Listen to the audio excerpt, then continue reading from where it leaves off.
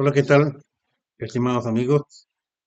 Una vez más, como ya es nuestra costumbre, estamos ante ustedes para entregarles un programa que tiene que ver con la ruta bíblica del Señor Jesucristo. Y este programa ha salido como consecuencia de una inquietud personal en cuanto a que las iglesias y los creyentes en sí, y mucha gente que dirige justamente las asambleas locales, le habla a sus creyentes, es decir, a los asistentes a sus iglesias, sobre un tema que tiene gran realce, o sea, más que un tema, un hecho que tiene gran realce, y que se ha llamado el avivamiento, o sea, un avivamiento cristiano. Pues bien, por medio de este programa, por la ruta bíblica del Señor Jesucristo, y que le saluda su amigo Julio Dem, hoy estaremos efectuando algunas reflexiones a la luz de las Escrituras sobre lo que es y qué significa un avivamiento para nuestros tiempos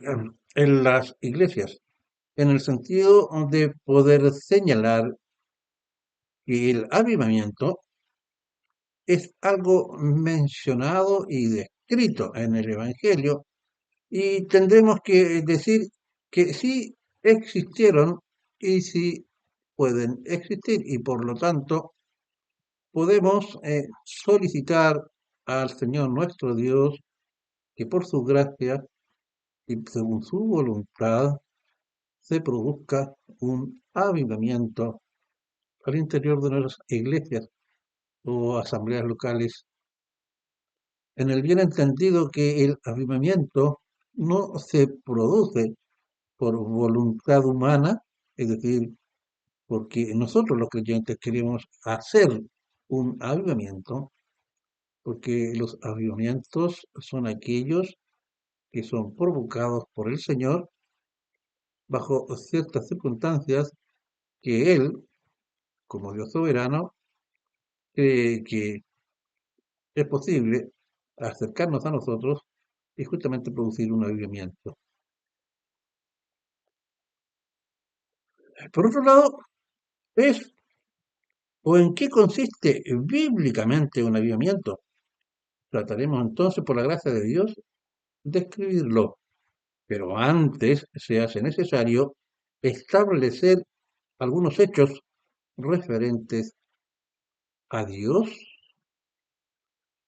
perdón, referentes a Dios, en la persona de la Trinidad, y qué rol juegan cada una de las personalidades de Dios en la llamada Trinidad en un avivamiento. Esto también se puede aplicar al cristiano o creyente en general en su vida diaria.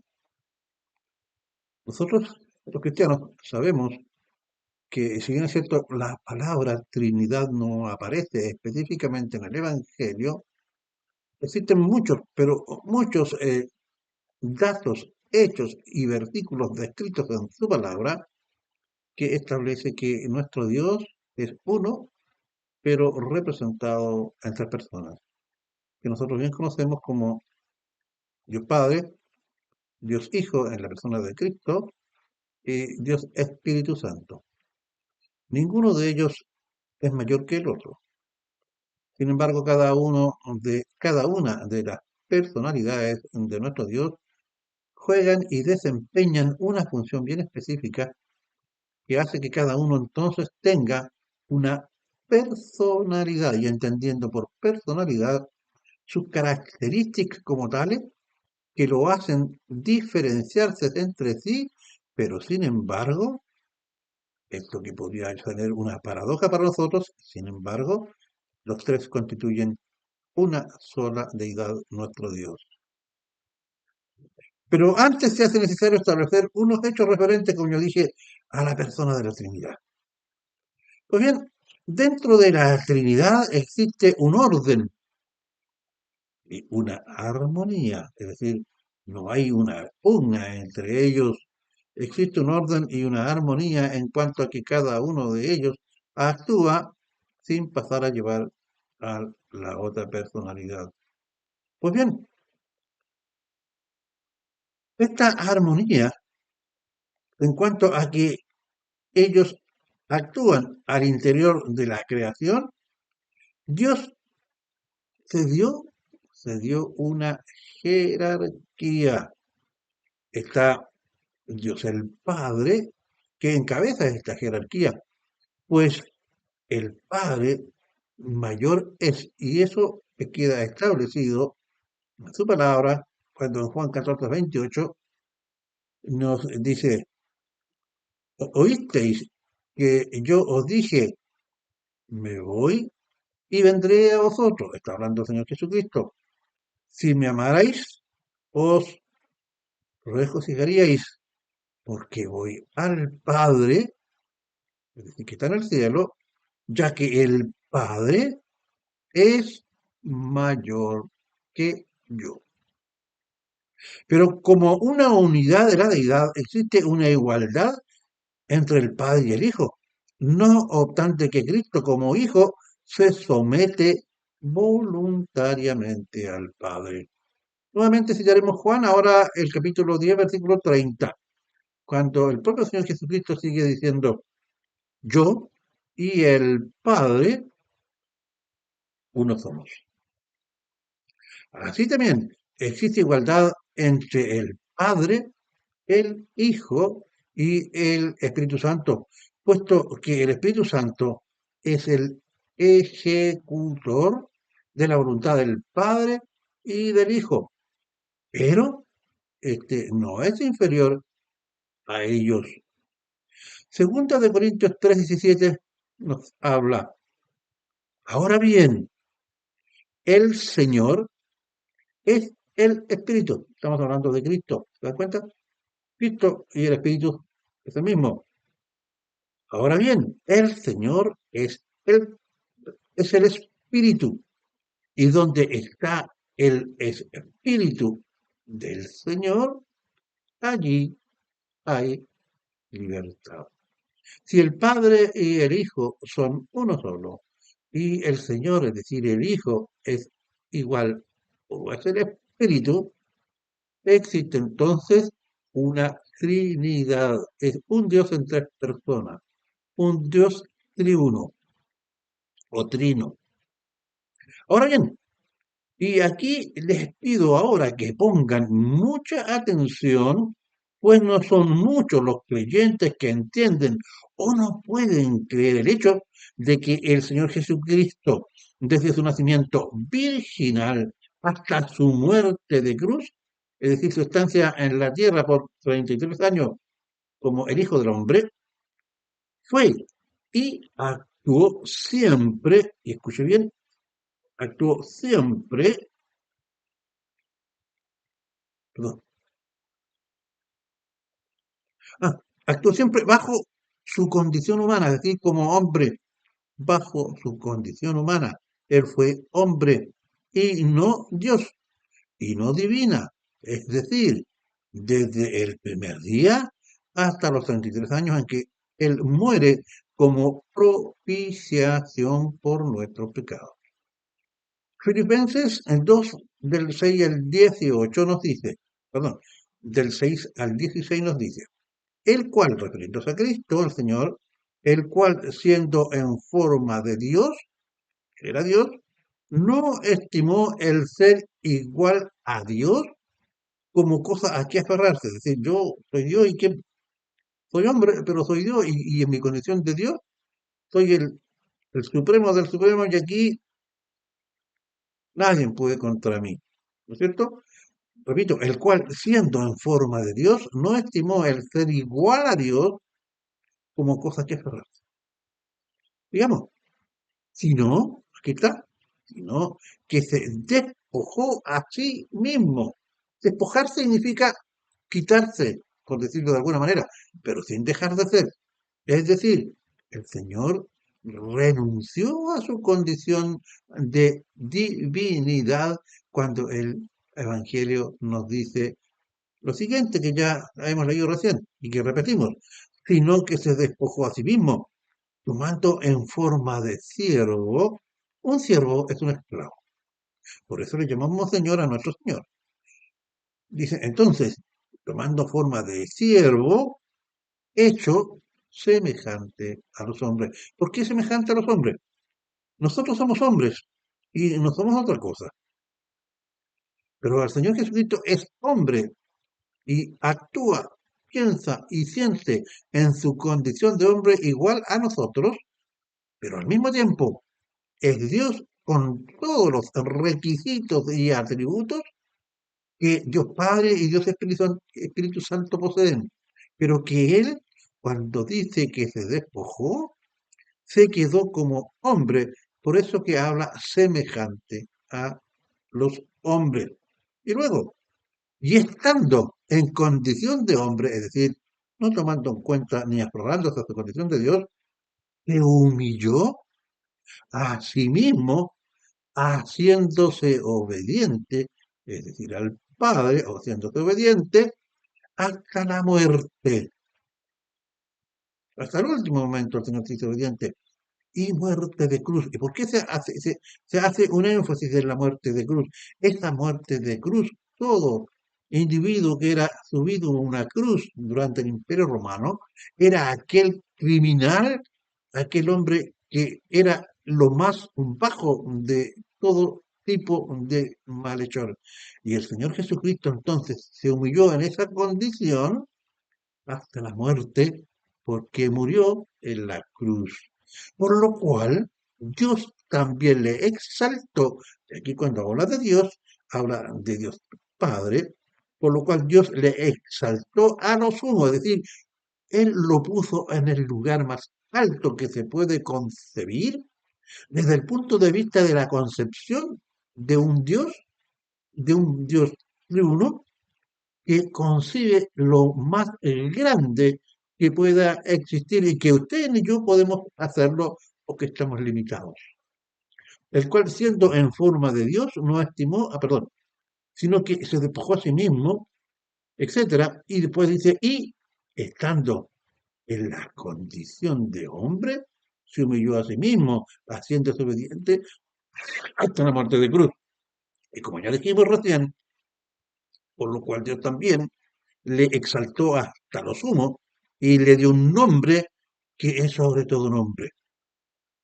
Nosotros, como creyentes, como seres humanos, no podemos colocar a nadie por encima del dulce nombre de nuestro Señor Jesucristo.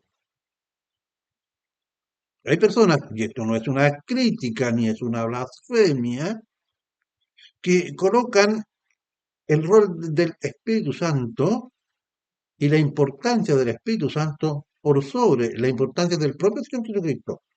Los tres son igual en importancia. No le estoy restando la importancia al Espíritu Santo, solo que estoy diciendo que nuestra condición de hombre, nuestra alabanza, porque así le agradó a Dios, es decir, al Padre, al Hijo y al Espíritu Santo, de que toda honra y todo honor recaiga en la persona de Cristo. Eso jamás debe olvidarlo un cristiano, jamás debe olvidarlo un creyente. Si usted es una persona salva, debe vivir en consecuencia, no solamente en consecuencia de que debe llevar una vida en santidad, sino con la consecuencia de reconocer en la persona de Cristo a nuestro sumo y Salvador y digno de toda honor y toda gloria, al cual colocamos en primer lugar en nuestra iglesia, en nuestro culto de adoración, en nuestra vida personal. Para que en el nombre, y aquí está, mire, para que en el versículo 10, para que en el nombre de Jesús se doble toda rodilla, en homenaje. Nos arrodillamos para rendirle homenaje, honra, honor, para alabarle, para que en el nombre de Jesús se doble toda rodilla de los que están en los cielos, o sea, todos los ángeles y principados y potestades que están en los cielos, para que en el nombre de Jesús se doble toda rodilla de lo que están en los cielos y en la tierra, ahí caímos nosotros, y debajo de la tierra, es decir, estamos hablando de que se refiere a los muertos. Y toda lengua, es decir, toda palabra, confiese que Jesucristo es el Señor, al cual debemos obedecer, al cual debemos alabar, ¿se da cuenta? Porque le agradó al Padre, le agradó al Espíritu Santo. Cuando nosotros tratamos de colocar al Espíritu Santo, que es Dios también, estamos contradiciendo la propia voluntad del Espíritu Santo. Hay algunas instituciones religiosas que se llaman cristianas que más que darle el honor y la gloria a nuestro Señor Jesucristo, se lo da al Espíritu Santo. Y aquí, por favor, no lo tomen como que yo estoy desmereciendo al Espíritu Santo, solamente que le estoy declarando que debemos seguir la voluntad de Dios, Padre, Dios Espíritu Santo y Dios Hijo, que en su unidad perfecta le entregaron todo honor y toda gloria a nuestro Señor Jesucristo, como lo hemos dicho ya en estos tres versículos que hemos leído, para que en el nombre de Jesús se doble toda rodilla de los que están en los cielos y en la tierra y debajo de la tierra, y toda lengua confiese que Jesucristo es el Señor, para la gloria de Dios Padre. Dice así, ahora habla el Dios Padre, yo te he glorificado en la tierra, he acabado la obra, perdón, está hablando el Señor Jesucristo, que se está dirigiendo al Padre, yo te he glorificado en la tierra, porque nunca cometió pecado, siempre obediente a su Padre, yo te he glorificado en la tierra, he acabado la obra que me diste que hiciera, es decir, se sometió a muerte y a muerte de cruz. El Señor, entonces ahora, habiendo cumplido, regresa al Padre. Ahora pues, Padre, glorifícame tú al lado tuyo con aquella gloria que tuve contigo antes que el mundo fuese. Es decir, Él vuelve a ser el Dios Todopoderoso, perfectamente concebido en la deidad, en el cual tiene toda la gloria y toda la honra. Pues el Padre, el Hijo y el Espíritu Santo decidieron antes de la fundación del mundo que el Señor Jesucristo se diera a sí mismo como pago por nuestros pecados. A eso se refiere el Señor Jesucristo en este último versículo. Ahora, el Señor Jesús ruega por aquellos que eran sus discípulos, los 12, ¿verdad? Y también por los que habían creído en ese momento, pero principalmente por los discípulos en su oración en Getsemaní cuando dice, he manifestado tu nombre, a Dios, he manifestado tu nombre a los hombres que del mundo me diste, tuyos eran, y me los diste, y han guardado tu palabra, es decir, los discípulos obedecieron las instrucciones dadas en su palabra por la boca, salida de la boca del propio Señor Jesucristo. Y ahora sigue diciendo el Señor Jesús, orándole al Padre, ahora han conocido que todas las cosas que me has dado proceden de ti, es decir, de Dios Padre, porque las palabras que me diste les he dado, y ellos las recibieron, y han conocido verdaderamente que salí de ti, y han creído que tú me enviaste. Yo ruego por ellos, no ruego por el mundo, y he sido glorificado en ellos. Él fue glorificado por los apóstoles en la medida en que los apóstoles creyeron y le siguieron, hicieron obras dignas de arrepentimiento. Es lo que nosotros debemos hacer. ¿Tienes temor a Dios? Yo tengo temor a Dios. Debo hacer obras dignas de arrepentimiento, es decir, yo identifico el pecado que he cometido en mi vida y tengo el firme propósito de no volver a cometerlo y evidencio una vida apegada a aquello que el Señor quiere que yo haga y que tú hagas. Porque aquí no se trata de vivir una vida solamente feliz en el cual aquí a todo el mundo le demostramos externamente que todo está bien. Sin embargo, no reconocemos que pecamos con nuestros pensamientos, con nuestras palabras, cuando no nos ven, cuando maquinamos cosas que a los ojos del Señor, que todo lo ve, no es correcto. Y ya dice el Señor, sigue siguiendo con la oración, y ya no, perdón, y ya así, y ya no estoy en el mundo, dice el Evangelio, mas estos están en el mundo, y yo voy a ti, Padre Santo. A los que me has dado, guárdalos en tu nombre, para que sean uno, así como nosotros somos uno. Cuando estaba con ellos en el mundo, yo los guardaba en tu nombre. En los que me diste, yo los guardé. Y ninguno de ellos se perdió. Solo el hijo de perdición para que la escritura se cumpliera. Es decir, Judas el traidor. Pero ahora le dice el Señor Jesucristo, voy a ti. Es decir, para que sean uno. O sea, para que estén juntos y sigan siendo uno. El Señor hace una referencia especial por sus discípulos, aquellos ordenados o elegidos especialmente por Él. En cuanto a qué, veamos, el rol o papel del Espíritu Santo declarado por el Señor Jesús como el otro consolador.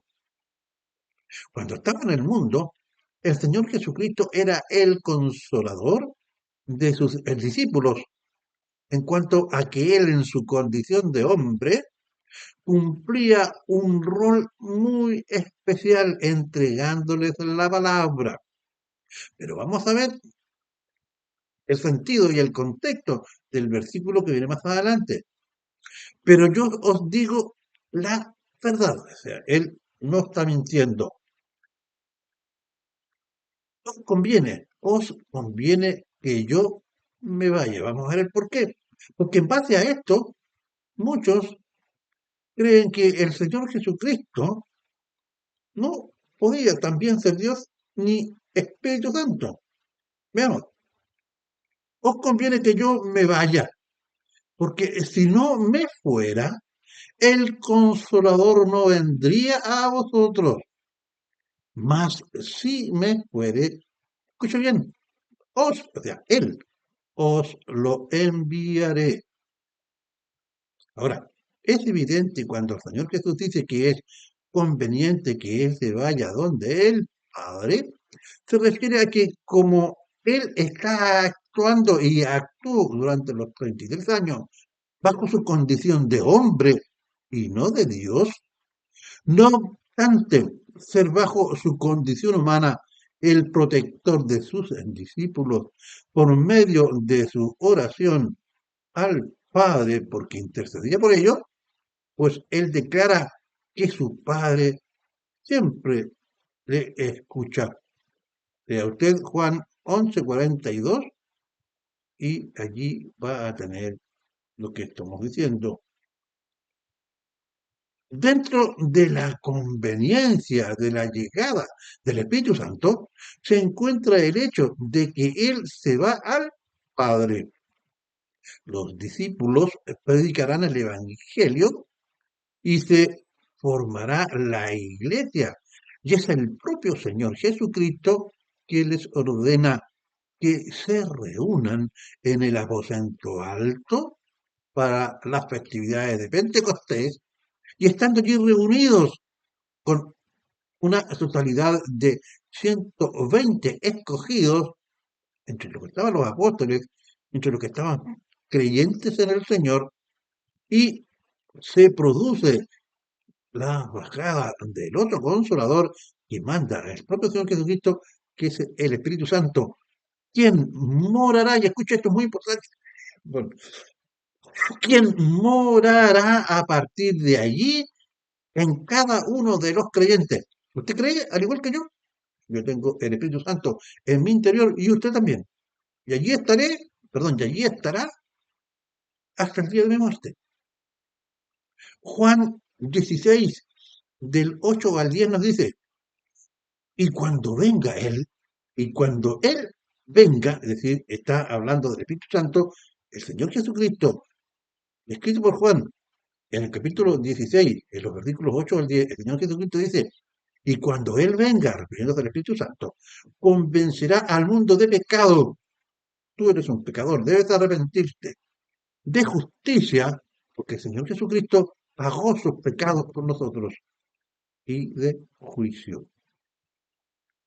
Después sigue relatando en el versículo 9, de pecado por cuanto no creen en mí. Es decir, por medio de esta parte de la escritura, está señalando que el hombre natural no cree en los hechos relatados por el Evangelio con respecto al propio Señor Jesucristo, es decir, a sí mismo. Y por último, en el 10 dice, de justicia, por cuanto voy al Padre, es decir, de justicia, porque no solamente Él murió, sino que Él también resucitó, para que así como Él venció la muerte por medio de su resurrección, nosotros podamos resucitar venciendo la muerte. Y cuando Él resucita, va al Padre, y el día que nosotros resucitemos, después de pasar por el juicio, si es que todavía, si estamos muertos, nosotros iremos al Padre. ¿Cuáles serán las características de la labor del Espíritu Santo en su iglesia a partir de Pentecostés? Veamos Juan 14, 16 y 17. Y yo rogaré al Padre y os dará otro consolador. ¿Ves? Él era el consolador, pero ahora nos dará otro consolador para que esté con vosotros para siempre. Escuche bien, para siempre. El Espíritu de verdad, el cual el mundo no puede recibir, el mundo no son todos aquellos que no son creyentes, el Espíritu de verdad al cual el mundo no puede recibir porque no lo ve. Bueno, no creen en el Señor Jesucristo, menos para poder ver el Espíritu Santo, porque no le ve ni le conoce. Pero el Señor Jesucristo dice, pero vosotros le conocéis porque mora con vosotros y estará en vosotros. Esto es muy importante. Mora en vosotros hasta la eternidad y estará en vosotros, es decir, en cada uno de los creyentes. Estimados hermanos, ¿acaso esto no nos está demostrando lo errado que resulta el hecho de que en muchas iglesias los hermanos, por medio de oraciones y cánticos o eslogan impresos en paredes de las iglesias o de los frontis, le ruegan al Señor que baje el Espíritu Santo? Pero ¿cómo? Si ya hemos demostrado por el Evangelio que mora y está en nosotros los creyentes para siempre, esa es una petición incorrecta. No será correcto bíblicamente dejarse llevar por el Espíritu Santo mejor, estoy hablando afirmativamente, no será correcto bíblicamente dejarse llevar por el Espíritu Santo en nuestra vida, al igual que lo hizo Esteban, están los evangelios en Hechos, Esteban, y estar lleno del Espíritu Santo, produciendo así un verdadero avivamiento. Diremos que el Señor, primero, diremos en el Señor, primero, que no es un avivamiento. Veamos, un avivamiento no es una oportunidad para actuar en forma desordenada al interior de un culto o predicación. En algunos lugares donde cada cual actúa como quieren, se tiran al suelo, se levantan, gritan, bailan, se desmayan, empiezan a hablar en una especie de glosolalia que no entiende nadie, etcétera. Un avivamiento no es eso. Tampoco un avivamiento es una ocasión para pedir uno o más diezmos o ofrendas a los fieles, como podríamos identificar o describir una manifestación de avivamiento. Entonces, veamos. Un avivamiento se puede identificar en la iglesia como la presencia y acción graciosa de Dios por medio del Espíritu Santo, produciendo una mayor y mejor comunión con Dios, reflejada en la edificación, crecimiento personal, arrepentimiento y temor a Dios, produciéndose así una efectiva santificación en sus miembros, un acercamiento y una conversión hacia y los incrédulos, como consecuencia de ello, un crecimiento en el número de creyentes. Ahora, bajo este proceso, siempre debe estar presente la predicación y por medio de la predicación, la enseñanza de la palabra y de la doctrina. La doctrina son aquellas cosas establecidas por el Señor que permiten un correcto funcionamiento personal del creyente, como así también de las iglesias. En el Evangelio es posible de observar en el Antiguo Testamento avivamientos como los casos de los israelitas. Vivieron periodos intermitentes de mayor acercamiento con el Señor. Debemos enfatizar con base a estos casos que los avivamientos se realizan, como ya lo dijimos, por la voluntad divina, quien derrama su gracia en nosotros, como lo hizo en la época del Antiguo Pacto. Habacuc, capítulo 3, versículo 2, nos demuestra cómo era posible un avivamiento y cómo este avivamiento era por voluntad del Señor y no de los hombres. Escuchen, oh Jehová, he oído tu palabra y temí, oh Jehová, que está viva tu obra en medio de los tiempos, en medio de los tiempos, hazla conocer en la ira, acuérdate de la misericordia. Que no es un avivamiento.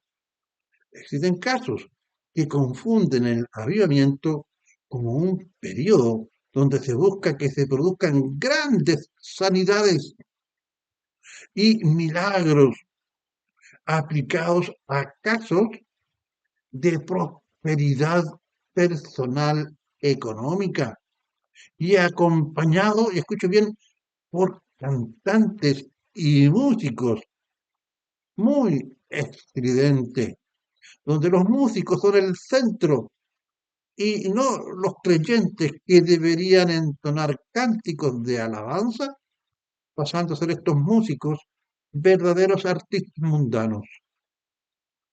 Entonces, no puede ser eso, porque estos cánticos con gritos estridentes, acompañados con saltos, con convulsiones de muchas personas, no están de acuerdo a lo que el Señor quiere.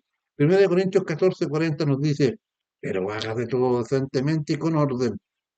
Y luego también en 1 Corintios 10:31 nos vuelve a decir, entonces, ya sea que comáis, que bebáis o hagáis cualquier otra cosa, hacedlo todo para la gloria de Dios. Y para hacerlo a la gloria de Dios, debe ser consecuente con su palabra, pero todo en orden y decentemente. Afirmamos enfáticamente que no existe ningún caso en el que los apóstoles hayan convocado a las asambleas locales a realizar avivamientos destinados a sanidad o a milagros. Y en ningún caso diremos que Dios no pueda hoy realizar milagros y sanaciones. Creemos que Dios puede realizar milagros y puede realizar sanaciones, sino que estamos diciendo más bien que se debe al hecho de que estos milagros y sanaciones se manifiestan exclusivamente bajo su voluntad soberana y de acuerdo al tiempo y a los momentos decididos exclusivamente por el Señor y no por usted ni por mí o por nosotros. Hechos 2:41 nos dice, se ven aquí los resultados de un verdadero avivamiento descrito en la palabra. Vamos al versículo. Así que los que recibieron su palabra fueron bautizados y se añadieron aquel día como 3.000 personas. O sea, el centro del avivamiento fue la entrega de la palabra, ¿sí? De la palabra, en forma sistemática y acompañada de una hermenéutica y exegesis aplicada a la doctrina. Si estamos aplicando conceptos actuales en cuanto a la teología, dando como resultado en los inconversos conversiones sinceras con base al arrepentimiento. Estimado hermano, como ustedes pueden ver, este estudio o sermón en ningún caso quiere ser una crítica personal o una crítica a alguna denominación o alguna iglesia determinada, sino que es una inquietud que surge de quien habla por la ruta bíblica del Señor Jesucristo para llevar ante ustedes un análisis o una reflexión bíblica en el Señor sobre los alcances y significados que deben presentar los avivamientos y debemos orarle al Señor para que produzca tales efectos. Pero no confundamos, no podemos nosotros producir por nuestra propia voluntad un avivamiento para poder llenar las iglesias.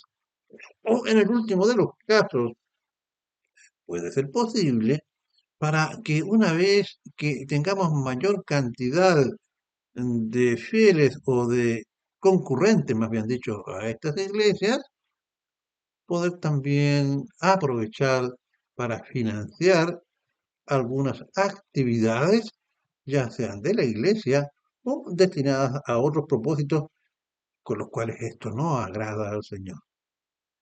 Por la ruta bíblica del Señor Jesucristo, agradece su atención y le ora al Señor para que les ilumine y para que vean en este estudio un sincero deseo de que ustedes se edifiquen.